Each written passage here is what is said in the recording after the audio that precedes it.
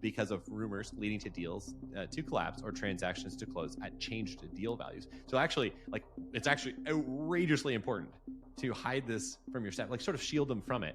Obviously, when it matters to them, you tell them and you're forthcoming. But this is one of those things where during this process, you have to work on all this due diligence and you have to hide it and you have to do your normal job.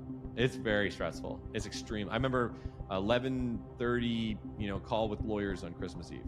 Like no doubt. It was crazy.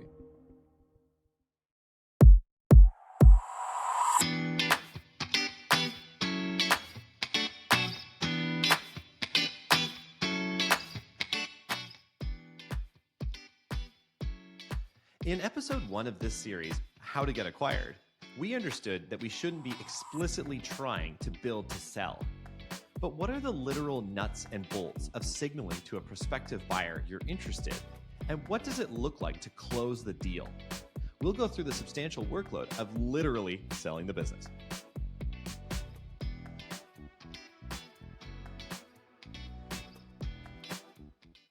Hello, folks. Startup Different. I'm Dave. That other guy is the other Sinkinson, known as Chris. Hey, Dave. How are you doing today, sir? I'm great. Yeah, let's do it. I'm pumped, man. This is actually a pretty fun episode. So this is the second part of our series on sort of how to get acquired, and this is the process of being acquired. So like kind of the song and dance number with strategic competitors. So like not like private equity, like buying up a percentage of your business or something like that. This is like people who are taking you over, because that's kind of what we were looking for, Yeah. And kind of going into some of those details and what it like literally looks like. So for you founders out there, like, man, I'm intimidated with this process because I just don't know what it is. Hey, heads up, this is what happens. So this is pretty fun. So yeah. So to do this though, I think to tell this story right, I'm gonna just pop in the old time machine here and go back to 2019. And so 2019, pre-COVID days, Chris and I were kind of starting to think about selling the business like a little bit more than we would have more actively. I think we had a conversation down by Lake Ontario one day where, I always thought Chris was kind of on the fence, but he was like, oh no, actually, maybe. Yeah. And I was like, whoa. No, I think I was like, no, I was born to be acquired. Like, well, I was so ready. Like, I was like, wow, somebody wants to acquire us. Like, that's amazing. Like, let's do it. Born to be acquired. You should put that on a business card or something. Your LinkedIn, like, little tagline or whatever. Yeah, maybe. I was wrong though, by the way. It was, we're going to get into this later, but it was traumatic. Not for like financial reasons, but just for like, I don't know. It's a lot of work. Sense of self reasons. Yeah. I mean, there's that. I mean, we mentioned this in the intro. It's a tremendous amount of work. It's like, it's really spectacular, which we're going to get into in this episode today. But so in 2019, after we had this conversation, we're having a killer year, by the way. Crazy growth. We're closing deals left and right. We're adding more salespeople. Like we're really profitable. Like things are going really, really well. And all of a sudden, I don't know what happened, but I feel like we got on an email like list, you know what I mean, out there somewhere where private equity groups and like kind of companies that buy companies, which is a thing, like they're out there. They don't know about your market that much, but maybe they want to get into, in our case, public safety was our space. So like they wanted to get into the public safety market. And I was getting a lot of emails, like multiple a week, like, hey, can I have a call with you? And they're throwing big numbers in the email. They haven't even seen anything. And they're just like, oh, we bought this company, we're going to invest in this one. And it's just like all these weird flexes. And it was a lot. And like, frankly, as a founder, as anybody knows, you get a lot of messages on LinkedIn from like anybody. It was like totally next level. I was getting emails, I was getting LinkedIn, I was getting everything. And it was so much that like I noticed. You know what I mean? Like it wasn't just I was normal getting phone calls on my personal cell phone, which I'm sure Zoom Info probably, outed me on what my personal phone number was. Because I was getting phone calls all the time too, and like blocking numbers and stuff because it was getting annoying. Yeah. Yeah. And so it was very, very annoying. We're just trying to focus on the business. Yeah, actually, I even thought too that maybe this was like competitors trying to throw us off our game, because we were just killing it. And it just, I just didn't trust it. I just never trust it. And then one day I got an email that I sort of like recognized the acronym in it, and it was TCV. And it was TCV dash, and then the person's name was the from address, and it was interested in sort of AppArmor and potentially acquiring us. And I kind of stopped because I knew that TCV was the private equity group behind Rave Mobile Safety, which was our biggest competitor, like number one competitor in our primary markets. Like we all, as I mentioned in the last episode, we saw them on a lot of deals. And so we just didn't really want to this didn't seem like one we could pass up. So we decided that this is something we want to get into and something that maybe, hey, we should actually take a look at this. And I remember forwarding the email along to you, Chris, being like, hey, check this out. Yeah, I had no idea who TCV was when you sent it to me, by the way. You were more into that stuff. Yeah. Why are you forwarding me spam? And so what's kind of interesting about this is so what you're trying to do to get to the next level, to be acquired. And this is first off, is you need some dance partners. You need to have a couple of different options out there. And so this was the first time that I really had somebody pretty meaningful, pretty obvious in our market that understood our business, that would be also, I think, a logical acquisition for us in a way that would extend their business. And, we weren't going to get acquired by something and then have all our stuff shut down. It just seemed practical. It made sense to me. It wasn't the only one, and we'll get into that in a minute. But this happened because, and this is sort of our first learning of today's episode, is that we were sort of stepping on toes in the market, and it was starting to cause additional attention. We were getting interest. And we were stepping on toes, but in a certain way. We were stepping on toes, but we weren't being dicks. We were actually being ruthless, but morally. Getting a lot of traction, closing a lot of deals, signing up big clients, things like that were getting us a lot of traction. The other thing too is I think where our trade show presence had ballooned by that time as well, where I think competitors were looking at us. I think we used to go to trade shows and we have a 10 by 10 booth with a little sign at the back, and that was pretty much it. And then all of a sudden we got this AppArmor store that we were putting up, which was I forget, a 20 by 20 booth. So 4 times as big. And it was this whole production to have it set up and everything. But that kind of stuff, I think, was starting to get us a little bit of attention in the marketplace as well. Credibility, I mean, and also what was interesting is that the companies that started coming to us were ones where we had many mutual customers. So we would be going to, insert a higher education institution. They would have our mobile safety app product with us, but they would also be using Rave for emergency notifications or something else. And so they're kind of oh, hey, can you make these pieces of software work together? So they kind of knew, we always knew about each other. We were kind of frenemies. Sometimes we were at a client would need something, we'd work together. We'd email, their customer service people, say, hey, we need to do something. Whatever, which sometimes is kind of annoying, but that's fine. But I think it was just we understood each other in the market, but we respected each other. So this is kind of the interesting thing too, is there were some competitors that were just total mudslingers. You knew it was gonna be a dogfight. You knew they were gonna threaten something, not necessarily litigation, but they were just gonna take our name and throw it through the mud, And sometimes these are isolated incidents where you had a sales rep who just trashed our business in front of the customer, which, by the way, is a bad sales thing to do for any of you salespeople out there. You never want to do that. It doesn't work. It doesn't work, and you look pretty sketch doing something like that.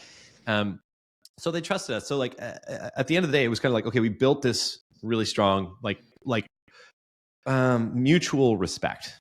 We weren't colluding or something. We weren't hey, what are you going in on this deal? You can win this one. That's absurd. But we definitely were okay, we're going to compete. We're going to compete ethically. We're going to compete on a good moral high ground. It's a level playing field for the most part, and we're going to do the best we can to win this deal. And so that was interesting. But we would win a lot.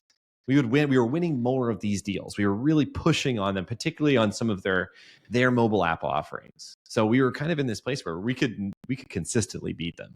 And so that was obviously a little bit stressful for them too.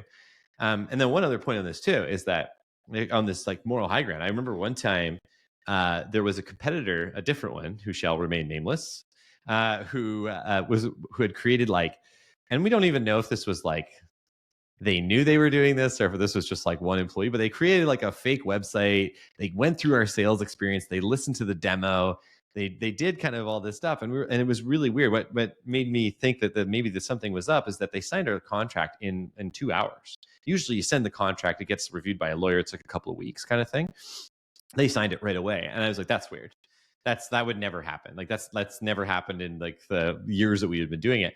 So we looked at the website and we found that it was an exact copy of another website, except at the far end of the page was the address of one of our competitors. Yeah. And like, this is crazy. You really blew that. You were totally incognito up to that point. Unless they were trying to frame the other. Right. Like, I don't know. But like, it was so weird. The key thing here is I actually emailed Rave and TCV and actually some other competitors to say, hey, heads up. There's this scam that's targeting our vertical and what we do, and you guys do it too, and I don't want it to affect you. Yeah. You want to build rapport.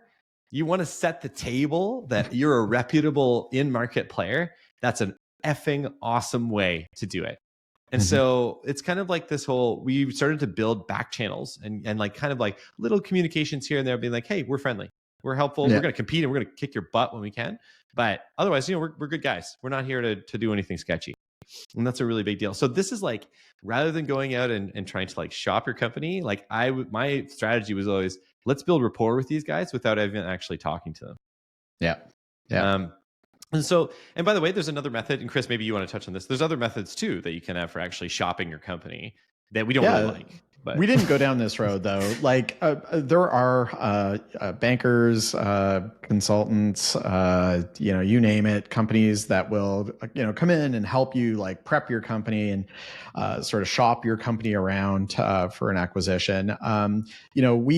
We had, as we were going through our acquisition, we had two really good potential suitors who are willing to make offers on us. And so we didn't really, it didn't make sense for us to do it. The other thing too is we were kind of like, well, we can just answer all the questions ourselves. Like we've run our business and we know everything. Not sounding like we're experts on everything, but we knew that business really, really well. So it was just easier for us to run the process. Whereas if we went and got a consultant to help us sell it, it was just going to be like, them as like a middleman information wise, where, prospect would ask them a question, they'd ask us the question, we'd answer to our consultant and relay it on. It was just like we were going to be doing the same amount of work anyways. So we just thought, well, proverbially cut out the middleman. But that's essentially what we did. Standard like founder answer, like, well, like why do I need you here? Like what value do you create? Now, don't get me wrong, they create value sometimes, but it's a good option for some people if you don't really know how to or whatever. That's something you would want to look at. But for us, it just didn't make sense because we already had the relationships with the potential buyers. So So on that note, so we had built these relationships. So then now that your next phase, so quietly building rapport. Okay. Then your next phase is teasing out what's called an LOI, or the letter of intent. You've probably seen this in other circumstances, maybe even in your personal life. You've had some circumstance for an LOI, but basically the idea is they're going to say to you, we're interested. We are going to establish a few key points, including how much we're going to buy you for, and we're willing to do it. And they're kind of like, are you interested in this too? You have to countersign it, right? Like, do you want to do this? And so that's what you're trying to get to. So we were trying to find, okay, how do we go next level on creating this rapport, and how do we build this up? So what we did is I actually started to get pretty direct. I'm a pretty direct guy. So I was like, okay, I'm going to reach out to them, or in some cases, they actually reached out to me. So we had it kind of got narrowed down to two big companies, the one that bought us and another one. And so the other guys, the guy reached out to me and said, hey, let's have a monthly chat. Let's just talk about stuff, whatever. And it was very kind of like cagey. Really great dude though. I couldn't tell if he was being nice to me just because, acquisition stuff and all that, but he was just, seemed like a nice guy. And so I think I was on the first call that you did with each of them. And then after that, I was like, this is boring. I'm not, you do this, Dave. You don't like this part of it. You gotta, I was like, I got like 1,000 other things to do. You work this out. You sort this out. And let me know when it gets serious. Let me know when we get the money in. So we got to this. So I had these calls with these guys. And then, I sort of verbally started sharing high level details. We had an NDA, so non-disclosure agreement. Obviously important. It's basically like, hey, if I give you this information, you can't really use it against us. Just as a heads up, NDAs are kind of like the least enforceable legal document ever. But if you want to feel better about it, I would probably do it. They'll also feel better about it. Even it's just kind of like table stakes. But basically, you start going through it and you start talking about your stuff, and you kind of get more insight of well, for you as a founder, it's like, well, what are you interested in? What numbers are you thinking about? Like, why do you want us? What culturally, what do you like? And kind of get those questions out of the way. This is good timing for us too, because Chris and I were starting to get like more serious because COVID was wearing us down. The office, in office. So we used to be exclusively in office. So it was a big change for us to work remote. We'll probably cover that in another episode because that was really interesting. And then we were also just like plain tired. Like we had been working on the business like ridiculously for so long. You just get worn down. You just get worn down over time. So we're kind of like getting more serious. And also when you have this like tantalizing, like juicy carrot not too far away, you're kind of like, it actually starts to affect your daily work. Like no doubt you're thinking about, man, if I could just get that carrot, I'd be out of here. So yeah, every time something bad happens, you're like, let's just sell. yeah. What am I doing here? I could just, and then 30 seconds later, you're like, what am I saying? You shake it off and keep working. Shake it off. So then we kind of had to go like next level. So this meant I had to do like a demo of our stuff and I had to meet more of their people. And this was pretty scary. This is about as scary as it gets. So imagine right now, like I want you to just, close your eyes, zen your way into this. And you're at your desk. And if let's say you sell software, whatever it is, and you have all your competitors or all of one of your main competitors on the call, and you are showing them your secret sauce. Not all of it. Not exactly how it works. There's a little bit of mystery in there, but you kind of have to go the distance and show. Did they ask for a copy of the recording of the Zoom meeting? I never asked you this question, but I think they probably did. I can't imagine they wouldn't. But I'm not sure if I wanted to share it. Well, I mean, we had the NDA, right? So you're kind of like, wait, is that good enough? Like, what are they going to do? But like, how would you don't want to give them like a resource that they're going to post in their company intranet. Here's how everything in AppArmor works. It's like, sometimes I think like it gets posted on the big company intranet and it's just it's gone forever. They're like, we'll review this carefully later, and like it just whatever. Nobody looks at it. The IT person's like, what is this? Deletes it, whatever.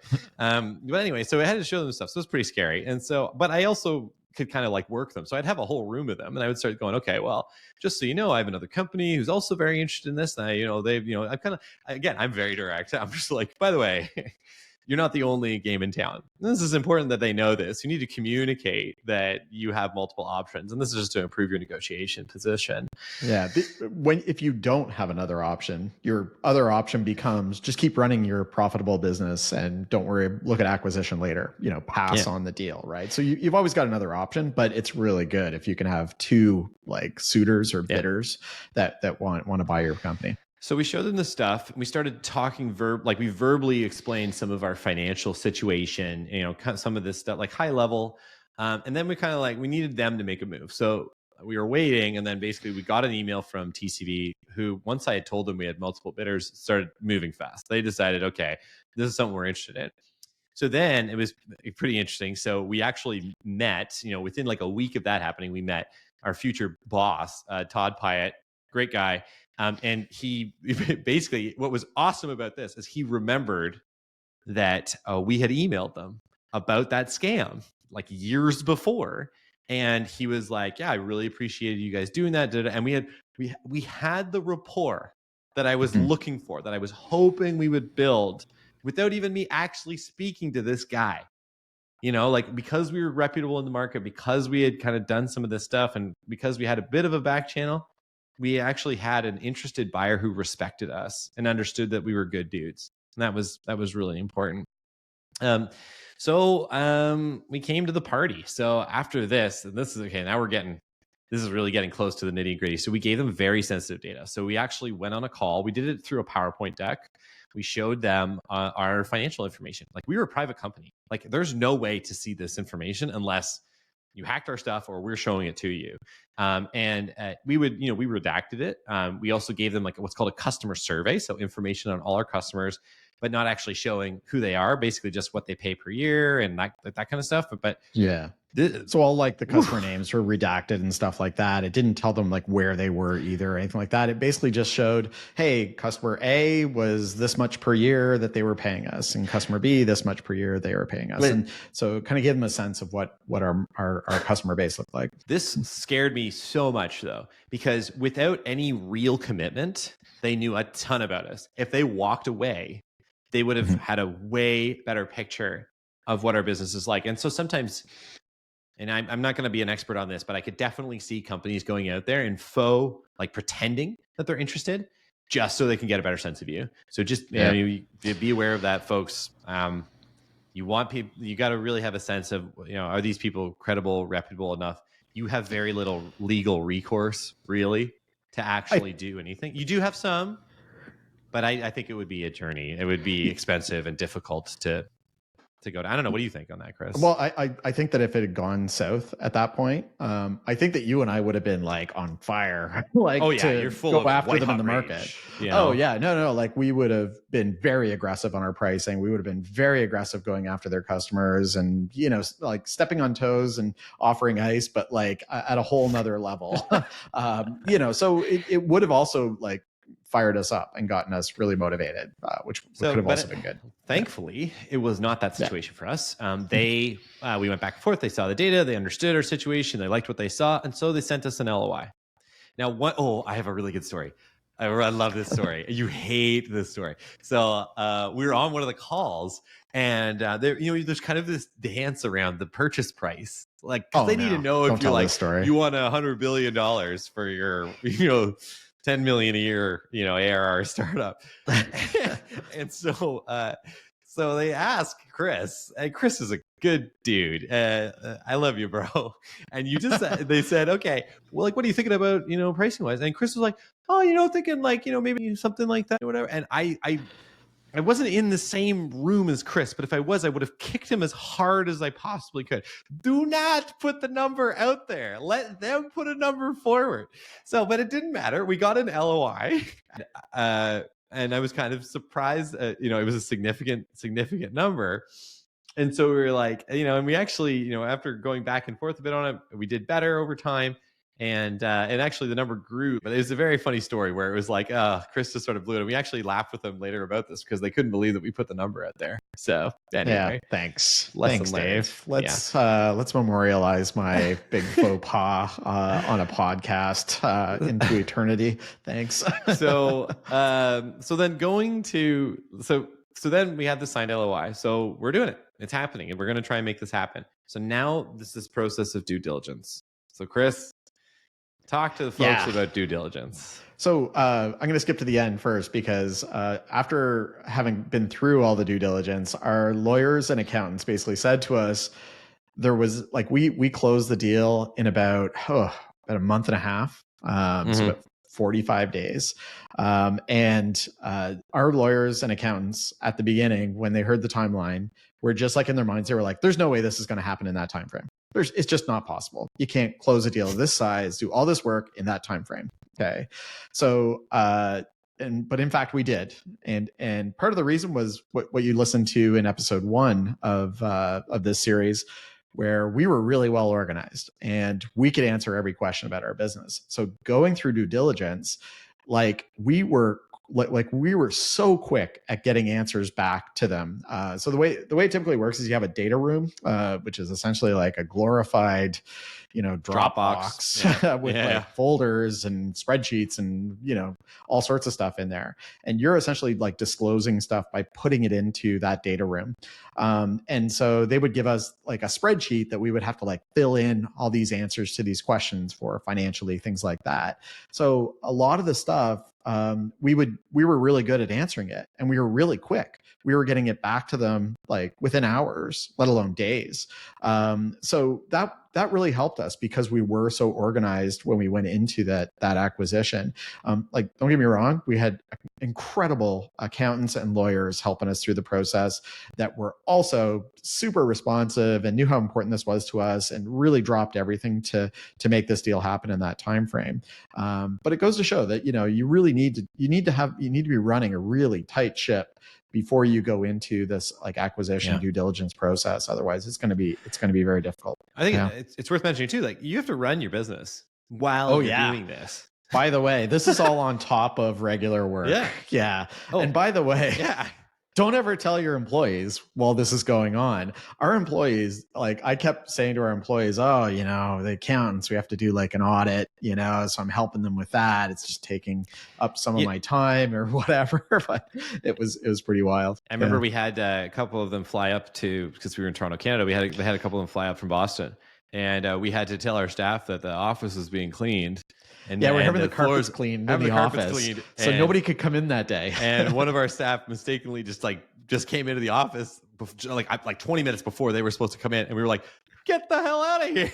Yeah, like our top developer waltzes into the office about 20 minutes before the CTO and VP of product from Rave were going to come and visit us, and I'm like, "Yo, we're getting the carpets cleaned. You gotta get out of here. Yeah, you gotta go." Well, and then the developer looks at me and kind of goes like, "Well, what are you doing here then?" Well, I'm like, "Well, I gotta let them in to clean the carpets." And, yeah. Anyways, I don't know if he would have recognized the CTO from our biggest competitor if he had walked in the door or not. Like maybe it wouldn't have mattered, but it would have been an awkward. Like those people don't look like carpet cleaners. So this actually matters too. Like, and I think this is probably our final point for on this like due diligence piece is that there's actually a Harvard law school sort of piece on this about M&A rumors about unlisted firms.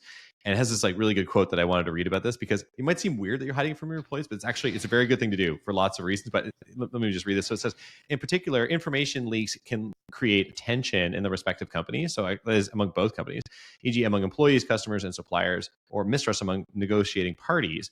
Rumors are known to damage employee morale, impede organizational communication, and merger talks may fail because of rumors leading to deals to collapse or transactions to close at changed deal values. So actually, like it's actually outrageously important to hide this from your staff, like sort of shield them from it. Obviously, when it matters to them, you tell them and you're forthcoming. And we'll get into actually in the next episode.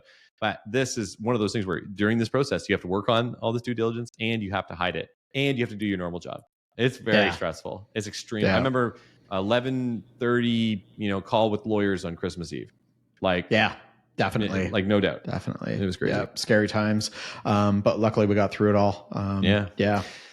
So that's kind of some mechanics of like what it actually looks like to find your suitors, get to the LOI, and then start doing the due diligence and start making the deal happen. And at the end of this whole thing, there's a big check or a big e-transfer.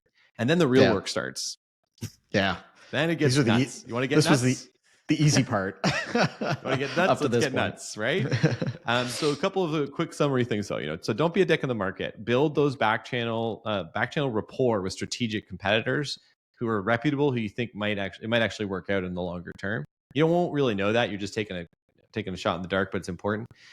Tease that LOI out carefully. Don't give away the farm, but make sure you're giving some information. Make sure you trust these people. One thing too is unfortunately it's just not like selling your car. The due diligence stuff, like it's incredibly detailed. It takes a ton of work and you got to kind of hide it. It sucks, but in the end, it's all worth it.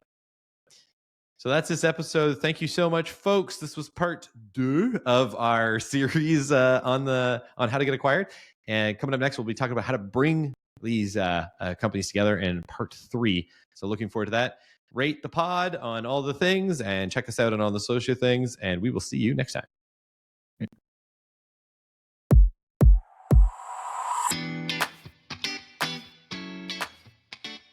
Thanks for joining us. If you like what you heard, subscribe to and rate Startup Different in your favorite podcast app. If you want to see our radio faces, check us out on YouTube at Startup Different and look us up on social. We're probably there if you are. And lastly, do you want to feature your startup on the show? Reach out via our website, startupdifferent.com. See you next time.